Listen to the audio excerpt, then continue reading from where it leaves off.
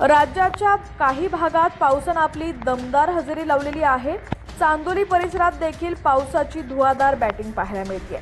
शिराळा तालुक्यातील चांदोली धरण परिसरामध्ये गेली 5-6 दिवसात संततधार पावसाची सुरुवात असून या परिसरातील नदी नाले ओढे तुडुंब भरून वाहत आहेत। यामुळे वारणा नदीवरील बरेच बंधारे पाण्याखाली गेले असून वारणा नदी पात्राबाहेर पडलेली आहे। काही ठिकाणी वारणा नदी पात्राबाहेर पडल्यानं नदीकाठच्या पिकात पाणी शिरलं आहे। वाळवा तालुक्यातील येतवडे खुर्द येथील सांगली कोल्हापूर जिल्ह्याला जोडला जाणाऱ्या पुलावर देखील पाणी आलेलं आहे। या ठिकाणची दृश्य तुम्ही पाहू शकता। चांदोली परिसरात पावसाची धुवाधार बॅटिंग पाहायला मिळते।